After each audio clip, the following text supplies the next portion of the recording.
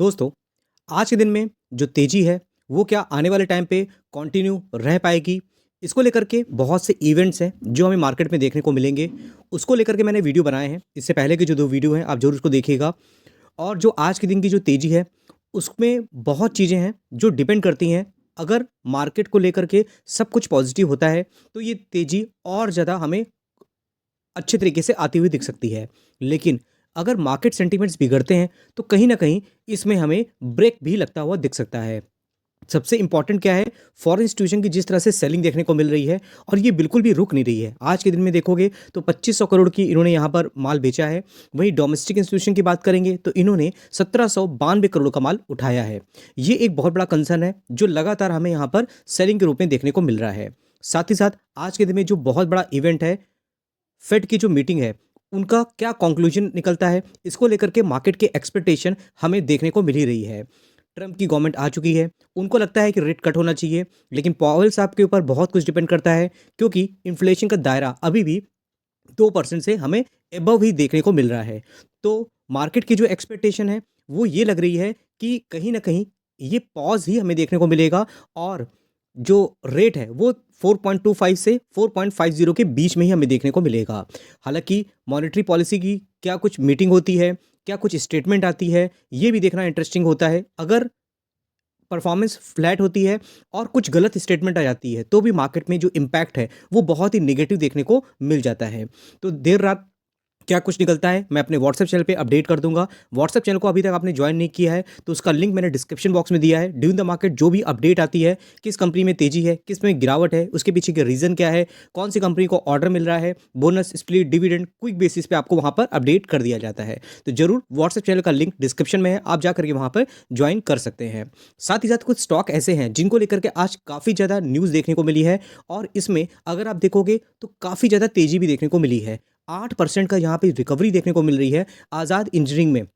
हालाँकि company aerospace related engineering में काम करती नज़र आती है और जब से कंपनी मार्केट में आई है, आप देखोगे रिटर्न तो बने हैं, लेकिन आपको करेक्शन भी देखने को मिल रहा है। हालाँकि ये जो परफॉर्मेंस देखने को मिल रही है, इसका मतलब ये है कंपनी का बिज़नेस बहुत सॉलिड है। इतने ज़्यादा गिरावट के माहौल में भी इसमें बहुत ज़्यादा करेक्शन आपको देखने को नहीं मिला। इसका पीई देखोगे, वैल्यूएशन देखोगे, वो भी बहुत ज़्यादा हाई देखने को मिल रहा था और लोग हाई प्राइस में भी इसको खरीदने को रेडी थे। मतलब ये एक्सपेक्टेशन रखी जा रही थी कि कंपनी कुछ अच्छा और बेटर रिजल्ट अनाउंस कर सकती है। 8,000 करोड़ की मार्केट कैपिटलाइजेशन है, तो इस कंपनी को बिल्कुल भी अवॉइड नहीं कर सकते हैं। हालाँकि आप देखोगे इस कंपनी को जो ऑर्डर मिला है, लगभग 811 करोड़ का ऑर्डर मिलता हुआ दिख रहा है।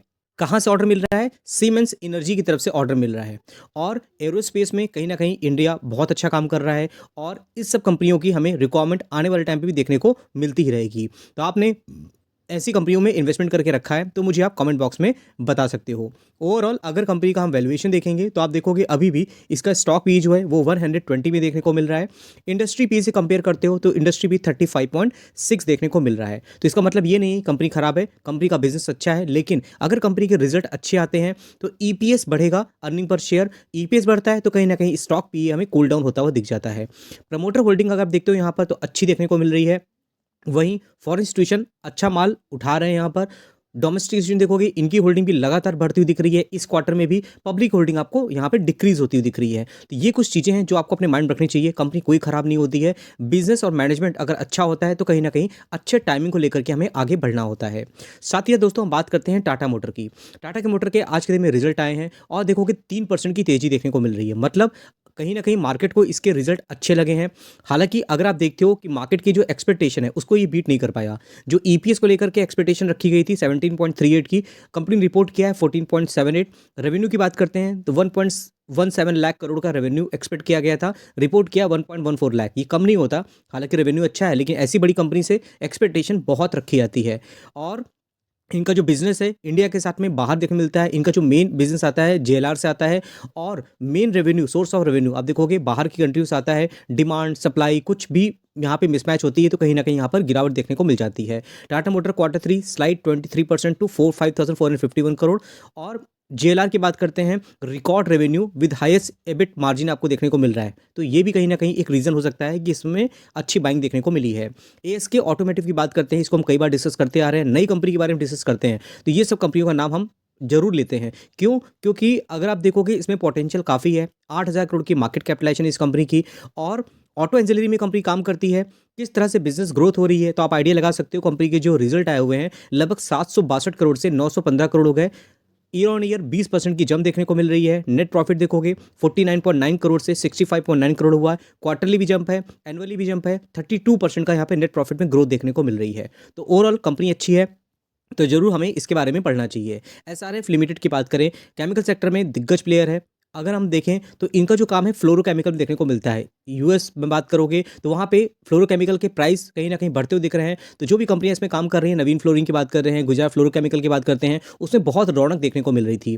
और आज के दिन में देखोगे इसमें 2.25% की तेजी है। हालांकि इस कंपनी ने अपने इन्वेस्टरों को बहुत रिटर्न बना के दिए हैं, 1,28,000% के। तो मार्केट में जो लोग बोलते हैं ना कि रिटर्न नहीं बनते, रिटर्न बनते हैं, आपके सामने यहाँ पे देखने को मिल रहा है। लेकिन मार्केट को चाहिए होता है पेशेंस। आपने अगर पेशेंस दिखाया है तो ही आपके रिटर्न बनेंगे और सही टाइमिंग को पकड़ रखा है। देखिए ये जो चीज़ें हैं ना, ये चीज़ें कहीं ना कहीं बहुत ही लिमिटेड कंपनियों में होती हैं। मार्केट में पूरे सेक्टर में गिरावट है, लेकिन ये कंपनी एक ऐसी परफॉर्मेंस दिखा रही कि बहुत ज़्यादा करेक्शन नहीं है। जब भी बहुत खराब न्यूज़ आती है तो इसमें थोड़ा बहुत गिरावट हो जाती है। अदरवाइज देखोगे ये कंपनी कहीं ना कहीं अगर पूरे सेक्टर में रीबाउंस होता है तो ये कंपनियां सबसे पहले हमें भागती हुई दिखेंगी।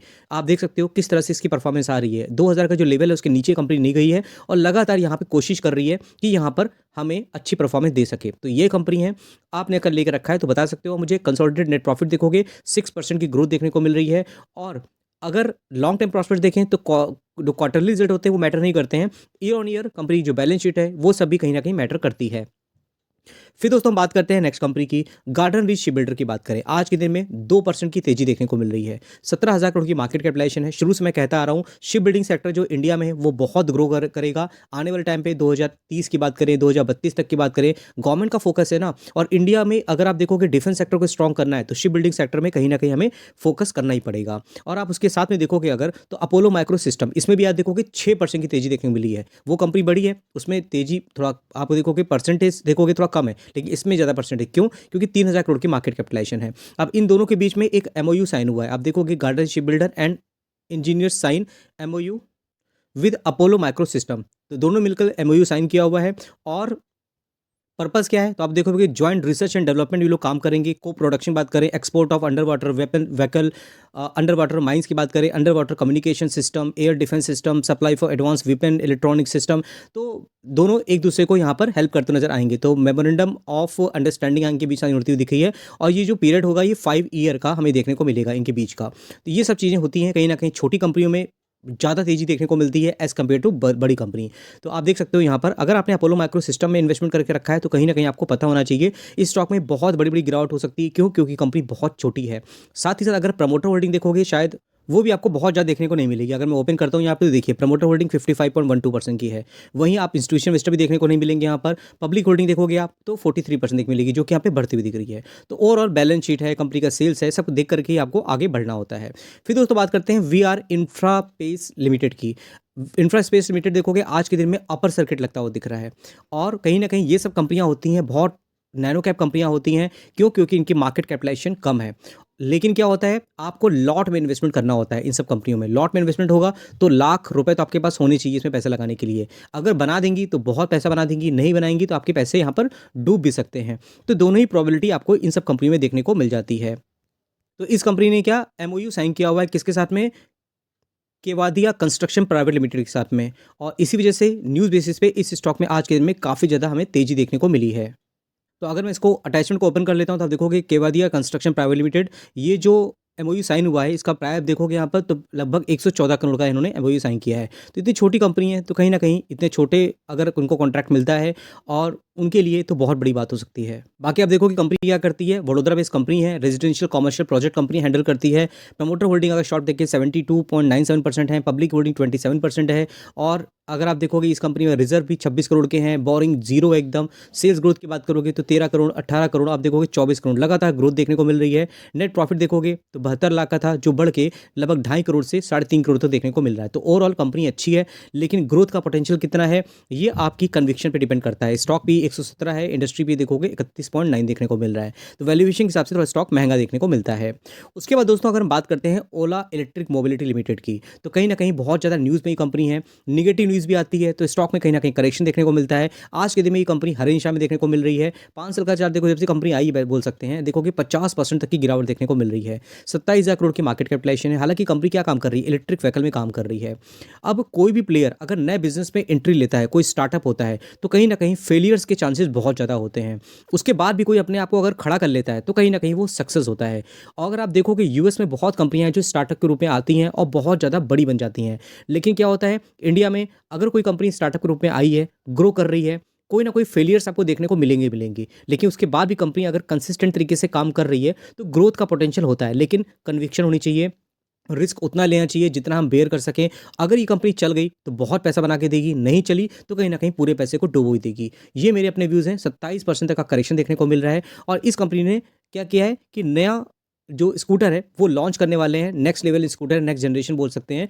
31 जनवरी को ये हमें लॉन्चिंग देखने को मिलेगी। तो कंपनी काम कर रही है, भले ही बहुत सी न्यूज़ हो, बहुत सी इनके अगेंस्ट में कंप्लेन देखने को मिले, लेकिन अगर ये इस तरह से काम करते रहेंगे और R&D में काम करेंगे तो कहीं ना कहीं कुछ अच्छा इंप्रूवमेंट देखने को मिल सकता है। चलिए अगर हम बात करते हैं नेक्स्ट कंपनी की, तो नेक्स्ट कंपनी दोस्तों कौन सी है, JBM ऑटो लिमिटेड। अगर हम बात करते हैं ऑटो एंजिलरी की, उसके साथ में अगर आप देखोगे कि इलेक्ट्रिक बस की बात होती है तो कहीं ना अल्ट्रा ग्रीन टेक के साथ में JBM ऑटो की भी बात होती है। 1400 करोड़ की मार्केट कैपिटलाइजेशन है और 5 साल का चार्ट देखो तो अनाप शनाप रिटर्न बने हैं 1300% तक के। लेकिन कुछ ना कुछ तो पोटेंशियल है ना कंपनी में। अभी देखोगे करेक्शन देखने को मिल रहा है, 16,000 करोड़ की मार्केट कैपिटलाइजेशन है। अब इस कंपनी लेकर के क्या न्यूज़ देखने को मिल रही है, तो इनके जो रिजल्ट आए हैं उसमें प्रॉफिट लगभग 8% की ग्रोथ देखने को मिल रही है। और उसके साथ में अगर हम थोड़ा देखते हैं यहाँ पे, तो आज के दिन में मार्केट ने इसको अप्रिशिएट किया, हरे निशान देखने को मिल रहा है, 2-2.5% की तेजी है। लेकिन कंपनी तरफ से न्यूज़ भी है कि स्टॉक स्प्लिट कंपनी ने अनाउंस किया है और 31 जनवरी जो है इसकी रिकॉर्ड डेट देखने को मिल रही है। स्टॉक स्प्लिट होगा तो इसका मतलब नहीं, ये नहीं है कि इसका प्राइस यही रहेगा, इसका प्राइस भी आपको एडजस्ट होता हुआ दिखेगा उसी हिसाब से। तो ये सब चीज़ें माइंड रखनी चाहिए। सिर्फ स्टॉक स्प्लिट देख करके इन्वेस्टमेंट नहीं करना कि शेयर बढ़ जाएंगे। कैम्स की बात करते हैं दोस्तों, 3900 के प्राइस में आज के दिन में ज़बरदस्त यहाँ पे तेजी देखने को मिली है, लगभग 6.5% की तेजी है। और ये छोटी मोटी कंपनी नहीं है, 19,000 करोड़ की मार्केट कैपिटलाइजेशन है। जिस तरह से इंडिया में लोग इन्वेस्टमेंट कर रहे हैं, SIP कर रहे हैं, म्यूचुअल फंड में इन्वेस्टमेंट कर रहे हैं, इस कंपनी को तो बहुत ही ज़बरदस्त तरीके से भविष्य में भी फायदा मिलने वाला है।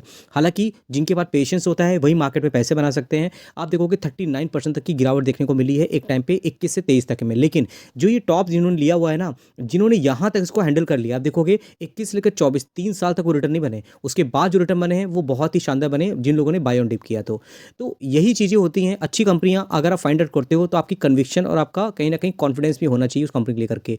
कंपनी जो रिजल्ट अनाउंस किया है, EPS जो मार्केट की एक्सपेक्टेशन थी उसको बीट किया, लेकिन जो यहाँ पर रेवेन्यू था वो लगभग 373 करोड़ का देखने को मिल रहा है। एक्सपेक्टेशन में रिपोर्ट किया है कंपनी 369, जो कि बुरा नहीं है और कहीं ना कहीं मार्केट को ये चीज़ें अच्छी लगी हैं। उसके साथ में एक और चीज़ है कि कंपनी ने इंटरिम डिविडेंड अनाउंस किया 17.5 रुपये का, ये भी एक अच्छी बात है। और डिविडेंड देख करके बहुत लोग इन्वेस्टमेंट करने चले आते हैं, जो कि गलत बात है। अगर आप कंपनी को अच्छी फाइंड आउट कर रखे हो, रिटर्न कंपनी बना के दे रही है, डिविडेंड दे रही है, तो हमें एक्स्ट्रा बेनिफिट मिल रहा है। तो दोस्तों ये जो चीज़ें मैं बता रहा हूँ ना, न्यूज़ बता रहा हूँ आपको, सब चीज़ें ये आपको मेरे व्हाट्सएप चैनल पे भी देखने को मिल जाएगा। व्हाट्सएप चैनल पे ड्यूरिंग द मार्केट बहुत से अपडेट आ रहे हैं, कंपनियों के रिजल्ट आ रहे हैं, सब पे मैं वीडियो नहीं बना सकता हूँ, सब मैं अपने व्हाट्सएप चैनल पे डाल देता हूँ। किस कंपनी को कौन सा ऑर्डर मिल रहा है, उसमें गिरावट है, गिरावट के पीछे वजह क्या है, और स्टॉक स्प्लिट, डिविडेंड, सब कुछ आपको मेरे व्हाट्सएप चैनल पे देखने को मिल जाएगा। उसका लिंक मैंने डिस्क्रिप्शन बॉक्स में दिया है, वहाँ जाकर के आप ज्वाइन करोगे। जितने ज़्यादा लोग मेरे साथ जुड़ेंगे उतना मुझे कॉन्फिडेंस आएगा और भी इन्फॉर्मेटिव चीज़ें मैं आपके लिए लेके आ सकता हूँ। और अगर आप देखोगे ट्रेविन टर्बाइन की बात करें तो देखोगे 6-6.5% की तेज़ी यहाँ पे भी देखने को मिल रही है। एक और बात है कि मेरा एक एप्लीकेशन भी है जिसमें आपको बहुत इन्फॉर्मेटिव वीडियो देखने को मिलेंगे। अगर आप पेड सब्सक्रिप्शन लेते हो तो वो भी ठीक है, फ्री लेते हो तो उसमें आपको फ्री वीडियो भी देखने को मिलेंगे, जो कहीं ना कहीं आपकी जो नॉलेज है वो बहुत अच्छी तरीके से बढ़ाएंगे। अगर आप small cap, micro cap, portfolio, हर तरीके के स्टॉक के बारे में डिस्कस मैं करता रहता हूँ वहाँ पर। अब ये कंपनी देखिए 19,000 करोड़ की मार्केट कैपिटलाइजेशन है, आज के दिन में 6% की तेज़ी देखने को मिली है। ओवरऑल परफॉर्मेंस देखोगे ना, एकदम कहानी चेंज है। यहाँ से यहाँ तक देखोगे कंपनी ने 1000% तक रिटर्न बना के दिए 20 से 24 की में। अभी के टाइम में देखोगे तो करेक्शन देखने को मिल रहा है, और करेक्शन भी बहुत ज़्यादा नहीं है। आप देखोगे यहाँ पर 19% तक की गिरावट है 24 अगस्त से लेकर के, यहाँ पर अगस्त 24 से लेकर के जनवरी 25 तक में। अब इस कंपनी का अगर आप परफॉर्मेंस देखोगे ना तो आपको पता चलेगा कंपनी का जो यहाँ पर परफॉर्मेंस है, तो उसके साथ में कंपनी को ऑर्डर मिलने लगातार 290 करोड़ का जो कंपनी को ऑर्डर मिला है, कहाँ से, NTPC से मिलता हुआ दिख रहा है। और ये ऑर्डर देखोगे यहाँ पर तो आपको पता चलेगा इस ऑर्डर में CO2 base stand alone energy storage system with capacity of 160 megawatt और उसके अलावा बहुत चीज़ें हैं जो टेक्निकलिटीज़ यहाँ पे देखने को मिल रही हैं। ये सब चीज़ें कंपनी यहाँ पर काम करती हुई नज़र हमें आ सकती है। तो इस कंपनी को लॉन्ग टर्म के प्रॉस्पेक्ट से ज़रूर आपको पढ़ना चाहिए। फिर दोस्तों बात करते हैं वाटेक वाबेक लिमिटेड की। ये भी हम कई बार डिस्कस करते आ चुके हैं, बहुत छोटे लेवल पे कंपनी थी। अगर आप मेरे चैनल को रेगुलर फॉलो करते आ रहे हो, शुरुआत से देखो कितने लेवल पे 300 लेवल पे हुआ करती थी, लेकिन अभी के टाइम में देखो 4 डिजिट में आ गई है। क्यों? क्योंकि वाटर ट्रीटमेंट से रिलेटेड कंपनी का कामकाज देखने को मिलता है और ये कहीं ना कहीं आने वाले टाइम पे और भी ग्रो करे, क्योंकि ये जो वाटर ट्रीटमेंट का जो टॉपिक है ना, ये भविष्य में और ज़्यादा डिमांडफुल होने वाला है। साफ़ पानी पीना और पानी को साफ़ करना, ये सब चीज़ें कहीं ना कहीं ये कंपनी करती नजर आती है। 516% रिटर्न ऐसे ही बन गए हैं और अभी तक देखोगे कंपनी को लगभग यहाँ से यहाँ तक देखोगे 30% तक की गिरावट देखने को मिल रही है। 8,000 करोड़ की मार्केट कैपिटलाइजेशन इस कंपनी की। और अगर आप देखोगे Va Tech Wabag share surge 12%, company ने ऑर्डर मिला है 121 करोड़ का water waste water treatment related plant deal इसको देखने को मिल रही है। कहाँ से? इंडिया से नहीं, बहरीन से मिलती हुई दिख रही है। तो बाहर की कंट्रियों से भी इसको यहाँ पर ऑर्डर मिलता हुआ दिख रहा है। और ये कंपनी कहीं ना कहीं यहाँ किस लेवल पे काम करती है आप देखोगे, design, supply, installation, construction, operational management of drinking water. तो वाटर वेस्ट वाटर ट्रीटमेंट क्या होता है? उसको क्या पीने योग्य पानी बनाना।